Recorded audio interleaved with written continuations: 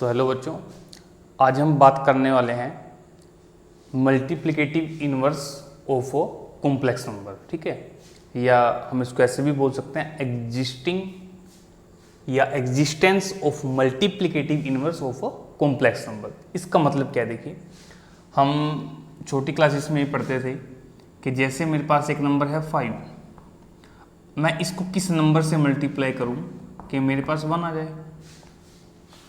ठीक है ना, 5 को किस नंबर से मल्टीप्लाई करें कि हमारे पास 1 आ जाए। तो सब बोलेंगे कि सर आप 1/5 से मल्टीप्लाई कर दो।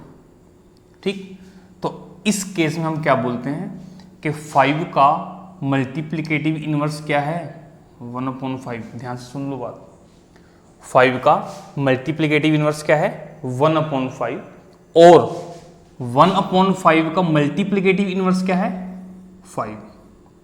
ठीक है ना, क्योंकि हम अगर बोलें कि भाई 1/5 को किससे मल्टीप्लाई करें कि 1 आए, तो वो 5 होता है। ठीक, तो ये दोनों नंबर होते हैं ये एक दूसरे के मल्टीप्लिकेटिव इनवर्स होते हैं। ठीक, इसको हम ऐसा भी बोल सकते हैं कि अगर हम दो नंबर्स को मल्टीप्लाई करें और मल्टीप्लाई करने पर हमें 1 मिले तो वो दोनों नंबर एक दूसरे के क्या होते हैं, मल्टीप्लिकेटिव इनवर्स। ठीक, तो यही काम अब हमें कॉम्प्लेक्स नंबर में करना है। ठीक है जी, तो कॉम्प्लेक्स नंबर में हमारे पास क्या है, इसमें हमारे पास आएगा भाई for every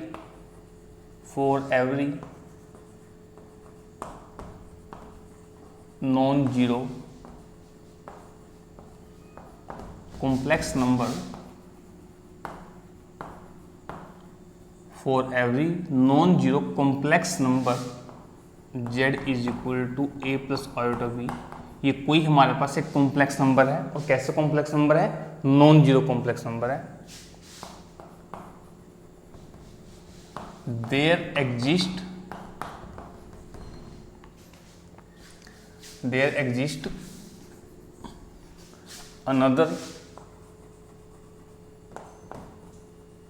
another complex number, there exists another complex number z1 x plus iota y such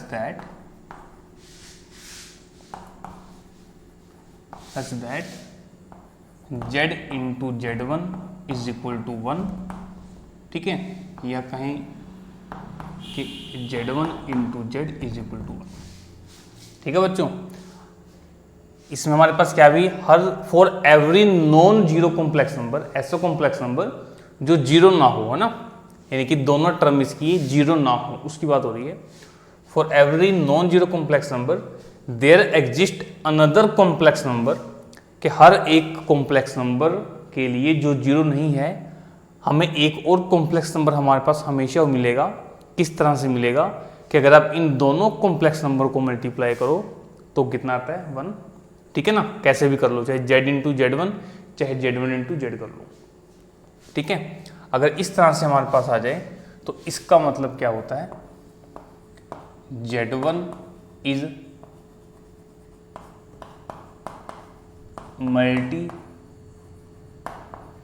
multiplicative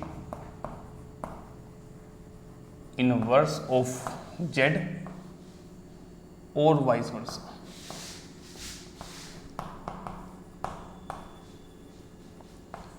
vice versa का मतलब स्पेलिंग देख लेना बच्चों एक बार। ठीक है, वाइस वर्सा का मतलब क्या है कि z1 is a multiplicative inverse of z, और वाइस वर्सा का मतलब कि z भी z1 का मल्टीप्लिकेटिव इनवर्स है। इतना क्लियर हो गया आपको।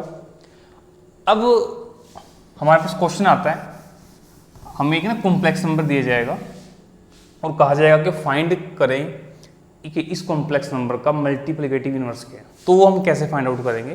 ठीक है, उसके लिए मैं देखिए उसके दो तरीके हैं। एक तरीका तो वो जो आपको पूरा प्रूफ करके बताऊंगा कि क्या आएगा, उसके बाद करते हैं दूसरा डिस्कस। अब देखिए इसकी बात करते हैं जो हम लिख रहे हैं कि नाउ हमें पता है कि z इंटू z1 कितना आता है, 1 होगा। ठीक है ना, हमने मान लिया। अब z आपके पास क्या है भाई, a प्लस आयोटा बी, और z1 आपके पास है x प्लस आयोटा y। अब इस 1 को भी मैं कॉम्प्लेक्स नंबर की फॉर्म में लिख लूँ, 1 प्लस आयोटा 0। ठीक, अब a को मल्टीप्लाई करेंगे इसके साथ तो हमारे पास आएगा ax plus iota ay। a को मल्टीप्लाई कर दिया, अब आयोटा b को करेंगे तो आयोटा bx, और आयोटा b को आयोटा y से करेंगे तो plus iota square y is equal to 1 plus iota into 0। अब ये ax, इन दोनों में से बच्चों आयोटा कॉमन ले लेंगे तो हमारे पास बनेगा a y plus b x, iota square -1 होता है तो ये माइनस का बी वाई आएगा, माइनस का b y is equal to 1 plus iota 0। अब यहाँ से हम रियल पार्ट को एक साथ लिख लेते हैं, जैसे a x minus b y, और प्लस हमारे पास ये इमेजिनरी पार्ट आ गया a y plus b x is equal to 1 plus iota 0। ठीक, अब हम क्या करते हैं, कंपेयर करते हैं दोनों साइड, रियल पार्ट को और इमेजिनरी पार्ट को। ठीक है, तो हम लिख देते हैं यहाँ पे equating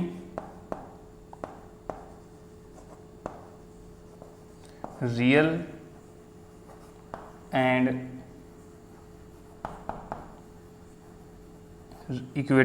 and imaginary part on both side. तो भाई रियल पार्ट यहाँ पर बच्चों आपके पास है a x minus b y is equal to 1, और दूसरा हमारे पास यहाँ इमेजिनरी पार्ट है a y plus b x is equal to 0। देखो ध्यान से, आयोटा के साथ यहाँ पर a y plus b x multiply है और यहाँ पर 0। ठीक है जी, अब ये हमारे पास दो इक्वेशन बन चुकी हैं। अब इन दोनों को सोल्व करके हमें x और y की वैल्यू निकालनी है। क्यों निकालनी है भाई, वैल्यू निकाल लेंगे। क्यों? क्योंकि हमने बताया कि हमारे पास एक कॉम्प्लेक्स नंबर है z, a plus iota b, ठीक है ना। अगर हम उसको z1 से मल्टीप्लाई करें तो हमारे पास क्या आ जाता है, इनवर्स आ जाता है, मल्टीप्लिकेटिव इनवर्स आ जाता है इस कॉम्प्लेक्स नंबर को। तो वो हमने माना कि वो x प्लस आयोटा y की फॉर्म है। अगर हम x और y निकाल लेंगे, उसको यहाँ पुट कर देंगे, तो हमारे पास ये जो कॉम्प्लेक्स नंबर है z is equal to a plus iota b, इसका मल्टीप्लिकेटिव इनवर्स आ जाएगा। ठीक है जी बात। अब देखते हैं कि इन दोनों इक्वेशन को सोल्व करके x और y हमारे पास क्या आते हैं।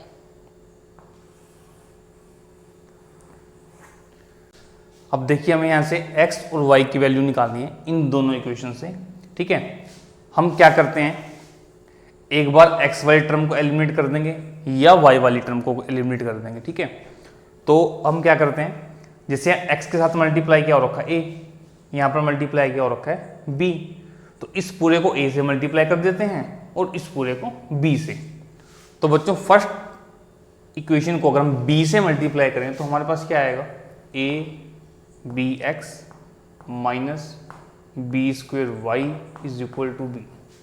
ठीक, और सेकेंड वाले को बच्चों अगर हम a से मल्टीप्लाई करें तो देखो क्या आएगा, ए बी एक्स और plus A square Y is equal to 0।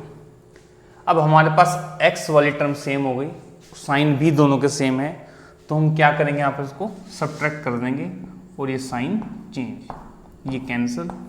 यहाँ से हमारे पास माइनस वाई कॉमन, हमारे पास आया ए स्क्वेयर प्लस बी स्क्वेयर, ये हमारे पास बचा b। अब यहाँ से अगर हमें y निकालना है तो y हमारे पास क्या आ गया, माइनस ऑफ b डिवाइड में ए स्क्वेयर प्लस बी स्क्वेयर। ठीक है बच्चों, हम y क्या निकाला हमने, जो हमें मल्टीप्लिकेटिव इनवर्स निकालना था उसमें y हमारे पास क्या था, इमेजिनरी पार्ट था, तो इमेजिनरी पार्ट हम ऐसे निकालेंगे। अब बात करते हैं x की। ठीक, तो अब y वालों को एलिमिनेट कर देते हैं। अब इस फर्स्ट इक्वेशन को a से मल्टीप्लाई करते हैं और सेकंड वाली को b से। तो जब इसको a से मल्टीप्लाई करोगे आप, तो आपके पास बनेगा बच्चों a square x minus a b y is equal to 1। इसको b से मल्टीप्लाई करेंगे तो ये बनेगा हमें क्या y करना है ना, हाँ, b² plus ABY is equal to 0। अब b वाले देखो दोनों सेम है, साइन भी अलग अलग हैं, डिफरेंट हैं, तो ऐड करेंगे तो ये कैंसिल, यहाँ से आप x कॉमन लोगे, ये बनेगा x²। अच्छा यहाँ हमने कुछ गड़बड़ कर दी, a से मल्टीप्लाई किया ना तो यहाँ पर a आएगा, तो ये a² plus b² is equal to a। तो x आपके पास कितना आ गया बच्चों, a/a² प्लस b²। अब देखो आपके पास x भी आ गया और y भी आ गया, ठीक है। इसका मतलब क्या है कि अगर आपको कोई कॉम्प्लेक्स नंबर दिया जाए और आपको उसका क्या निकालना हो, मल्टीप्लिकेटिव इनवर्स निकालना हो, तो आप 1 मिनट के अंदर निकाल सकते हैं, ठीक है। कैसे, क्वेश्चन देखते हैं। मैं क्वेश्चन यहाँ लिख रहा हूँ, मान लो आपको एक दिया गया है complex number z is equal to 2 + 3 iota. ये आपके पास बच्चों a है और ये आपके पास क्या है b, ठीक है। आपको निकालना है z का मल्टीप्लिकेटिव इनवर्स, या मैं बोल दूं आपको क्या निकालना है, z इनवर्स निकालना है, ठीक है ना। 1/z करेंगे। इसकी मैंने कहा था 2 तरीके बताऊंगा, एक तरीका तो ये वाला तरीका जो बताया कि डायरेक्ट आप निकाल लो। तो हम लिख देते हैं लेट कि जो हमारे पास z इनवर्स है वो क्या होगा, x प्लस आयोटा y, ठीक है ना। आपको x और y की वैल्यू पुट करनी है। तो x बच्चों आप कैसे निकालोगे, a/a² प्लस b²। a का मतलब रियल पार्ट 2, नीचे रियल पार्ट का स्क्वायर प्लस इमेजिनरी पार्ट का स्क्वायर, यानी कि 2/2 का स्क्वायर 4 + 9 13, ठीक। और अगर आपको निकालना है y यानी कि इमेजिनरी पार्ट, तो माइनस ऑफ b, माइनस आपने लगाना है, b आपके पास क्या है 3 और नीचे वही रियल पार्ट का स्क्वायर प्लस इमेजिनरी पार्ट का स्क्वायर, तो आपके पास आया -3/13, ठीक। तो आपके पास यहाँ से z इनवर्स क्या आ जाएगा, 2/13, ये प्लस आयोटा और y की जगह -3/13। तो ये बच्चों आपके पास यहाँ से आ गया एक कॉम्प्लेक्स नंबर का मल्टीप्लिकेटिव इनवर्स, ठीक है। अब इसको देखो याद कैसे करना है। अगर आपको किसी कॉम्प्लेक्स नंबर का मल्टीप्लिकेटिव इनवर्स निकालना है, उसका रियल पार्ट कैसे निकालेंगे, रियल पार्ट यहाँ रखा देखो ध्यान से, real part upon square of real part plus square of imaginary part, ठीक है ना। और अगर आपको इमेजिनरी पार्ट निकालना है तो माइनस का sign, imaginary part whole divide में रियल पार्ट का स्क्वायर प्लस इमेजिनरी पार्ट का स्क्वायर। इतना क्लियर, ठीक। अब हम देखते हैं इसका दूसरा तरीका क्या है। ये तो रहा फॉर्मूला बेस, ठीक है, तो आप इसको नोट करें।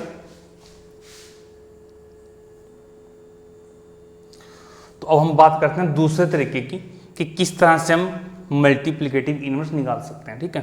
देखो मुझे यही क्वेश्चन लिया मैंने, हमें कॉम्प्लेक्स नंबर दिया गया है 2 + 3 आयोटा, हमें z इनवर्स निकालना है, यानी कि इसका मल्टीप्लिकेटिव इनवर्स निकालना है। तो z इनवर्स को मैं क्या लिख सकता हूँ, 1/z। ये हमने बच्चों z की वैल्यू पुट कर दी, देखो 2 + 3 आयोटा, ठीक है। अब हमें यहाँ से क्या करना है, इसको रैशनलाइज करना है। जैसे प्लस है तो यहाँ पर क्या आ जाएगा माइनस, यानी कि 2 - 3 आयोटा, और यहाँ पर आपके पास 2 - 3 आयोटा, ठीक है। देखो 1 को मल्टीप्लाई करोगे आपके पास 2 - 3 आयोटा। यहाँ ध्यान से देखें आप, a + b × a - b, तो क्या बनेगा ये a² - b², ठीक है ना। फॉर्मूला पढ़ रखा है आप लोगों ने। तो ये 2 - 3 आयोटा, बच्चों 2 का स्क्वायर बनेगा 4, ये माइनस का माइनस, 3 का बनेगा 9 और आयोटा स्क्वायर का बनेगा -9। तो ये आपके पास फाइनल आ गया 2 - 3 iota upon 4 minus minus plus, आपके पास आ गया 2 - 3 आयोटा अपॉन 13। इसे आप ऐसे भी लिख सकते हैं 2/13, ये real part plus iota times of imaginary part. तो आप चेक कर सकते हो कि दोनों ही तरह से हमारे पास आंसर सेम आया है, ठीक है ना। ये तो मैंने आपको बताया कि प्रूफ बताया इस तरह से, और ये आप कर सकते हो रैशनलाइजेशन से, ठीक है बच्चों। बहुत अच्छा सिंपल और इम्पोर्टेंट टॉपिक है हमारे पास, multiplicative inverse of a complex number, ठीक है ना। एक क्वेश्चन इसके पास 2 नंबर में आपके पास एग्जाम में पूछा जा सकता है, ये क्वेश्चन आपके पास एनडीए में आ सकता है, जेईई मेंस में भी पूछा जा सकता है। ठीक है, कई बच्चे सोचते हैं कि सिंपल क्वेश्चन है, कहाँ पूछा जाएगा, ऐसा नहीं है, पूछा जा सकता है। ठीक, तो अब हम इसके बाद चलते हैं डिवीजन ऑफ कॉम्प्लेक्स नंबर। ठीक है ना, but before that pause the video and note it down.